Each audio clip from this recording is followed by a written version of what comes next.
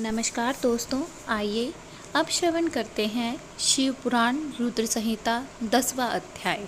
श्री हरि को सृष्टि की रक्षा का भार एवं त्रिदेव को आयुर्बल देना। परमेश्वर बोले, हे उत्तम व्रत का पालन करने वाले विष्णु, तुम सर्वदा सब लोकों में पूजनीय और मान्य रहोगे। ब्रह्मा जी के द्वारा रचे लोक में कोई दुख या संकट होने पर दुखों और संकटों का नाश करने के लिए तुम सदा तत्पर रहना। तुम अनेकों अवतार ग्रहण कर जीवों का कल्याण कर अपनी कीर्ति का विस्तार करोगे। मैं तुम्हारे कार्यों में तुम्हारी सहायता करूंगा और तुम्हारे शत्रुओं का नाश करूंगा। तुम में और रुद्र में कोई अंतर नहीं, तुम एक दूसरे के पूरक हो। जो मनुष्य रुद्र का भक्त होकर तुम्हारी निंदा करेगा, उसका पुण्य नष्ट हो जाएगा और उसे नरक भोगना पड़ेगा। मनुष्यों को तुम भोग और मोक्ष प्रदान करने वाले और उनके परम पूज्य देव होकर उनका निग्रह, अनुग्रह आदि करोगे। ऐसा कहकर भगवान शिव ने मेरा हाथ विष्णु जी के हाथ में देकर कहा, तुम संकट के समय सदा इनकी सहायता करना और सभी को भोग और मोक्ष प्रदान करना और सभी मनुष्यों की कामनाओं को पूरा करना। तुम्हारी शरण में आने वाले मनुष्य को मेरा आश्रय भी मिलेगा और हम में भेद करने वाला मनुष्य नरक में जाएगा। ब्रह्मा जी कहते हैं, देवऋषि नारद, भगवान शिव का ये वचन सुनकर मैंने और भगवान विष्णु ने महादेव जी को प्रणाम कर धीरे से कहा, हे करुणानिधि भगवान शंकर, मैं आपकी आज्ञा मानकर सब कार्य करूँगा।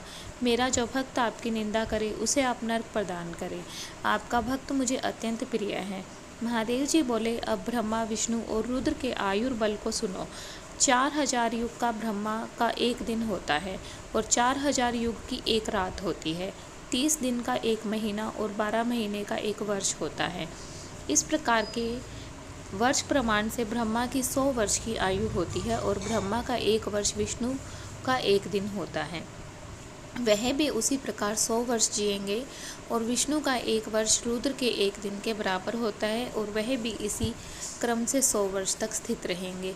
जब शिव के मुख से एक ऐसा श्वास प्रकट होता है जिसमें उनके 21,600 दिन और रात होते हैं, उनके 6 बार सांस देन अंदर लेने और छोड़ने का एक पल और 8 घड़ी और 60 घड़ी का एक दिन होता है। उनके सांसों की कोई संख्या नहीं है, इसलिए वे अक्षय हैं। अतः तुम मेरी आज्ञा से सृष्टि का निर्माण करो। उनके वचनों को सुनकर विष्णु जी ने उन्हें प्रणाम करते हुए कहा, आपकी आज्ञा मेरे लिए शिरोधार्य है। ये सुनकर भगवान शिव ने उन्हें आशीर्वाद दिया और अंतर्धान हो गई। उस समय से लिंग पूजा आरंभ हो गई और इस प्रकार से शिव पुराण रुद्र संहिता का 10वां अध्याय यहीं पर संपूर्ण हो जाता है।